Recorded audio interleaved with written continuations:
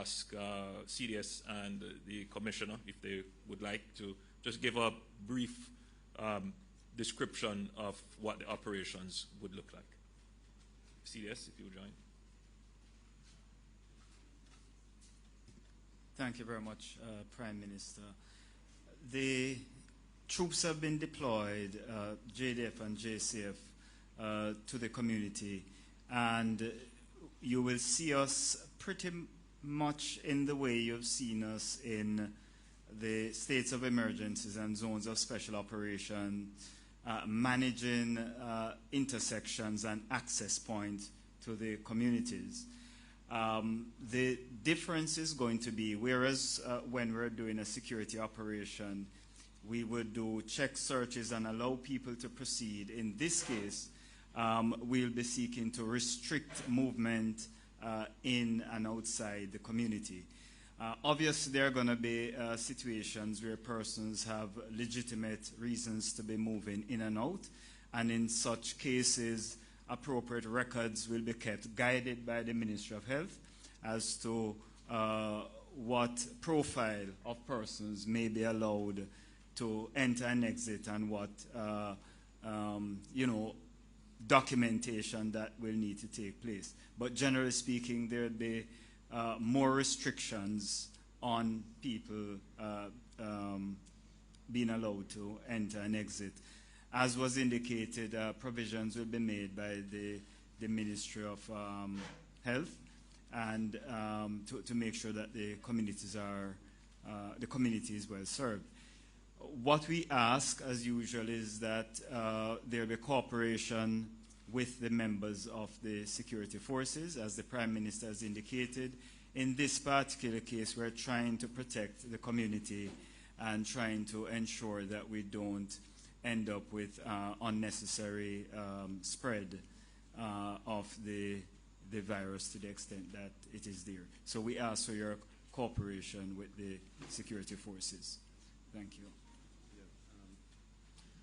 So over the past few days and probably the past week, we've been taking some of our members through specific training to do this type of operation. So those people have been deployed now for this purpose. And it's really, as you say, to protect the wider community of Jamaica and protect those people inside, and just slow or reduce the chances of transmission into and out of the community. Obviously, our own members will be taking precautions to protect themselves as well. And so it's really important that people cooperate with our verbal instructions so that we can have everything running smoothly. As I say, it's all for in everyone's best interest and for everyone's protection. I'm going to invite the CMO to join me. Thank you, gentlemen. CMO, because I think the public would be curious to know what would be the operations inside the zone from a health perspective, and how many persons are actually suspected within the zone. So I'm going to ask our CMO to give that detail. Good evening, everyone. In doing our contact tracing, we have detected over 30 persons within the community that have had contact, direct and pretty close contact with our index case. And of those 30 persons, we have about 8 persons that are symptomatic right now. We consider that to be enough reason to be concerned. We realize that persons tend to move around. We realize that a lot more households than the households that we have interviewed were affected. And so therefore the community itself is concerned. It is therefore important for us to try to restrict the movement of persons to prevent further spread of the infection. The restrictions are really to protect the persons within the community and to protect persons outside of the community and to protect the country as a whole. Our aim during the next 14 days when the community is under these restrictions is to educate. Is to educate all the persons that are affected as to what it is that is happening to them, what it is that they are to expect from this illness, how it is that they can prevent this illness from getting worse, how it is that they can prevent their loved ones from becoming affected. So while the restrictions are not anything that anybody likes, but if you can prevent your loved one from becoming ill, and your loved one may be somebody who has a chronic illness or maybe at the age where, despite the fact that you may get a mild illness, that person can get a severe illness, I am sure everybody would want to prevent that from happening. And so, therefore, we think that this is the best way to go. We really want to support the community, and as I said, health education, providing the necessary medical support as needed. So we will be in constant communication. We will be there on the ground as well, in constant communication with the security forces, with the JDF and the JCF, to identify persons who may be ill, to reach them early, and to be able to offer them assistance. So it is going to be a very intensive 2-week period, but we are hoping that within that 2-week period, we are going to limit any further spread of the infection. Thank you very much, Simo.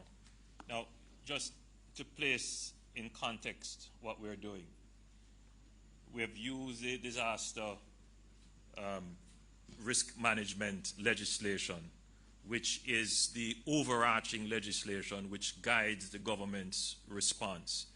The first use of the legislation was when we convened the Disaster Risk Management Council.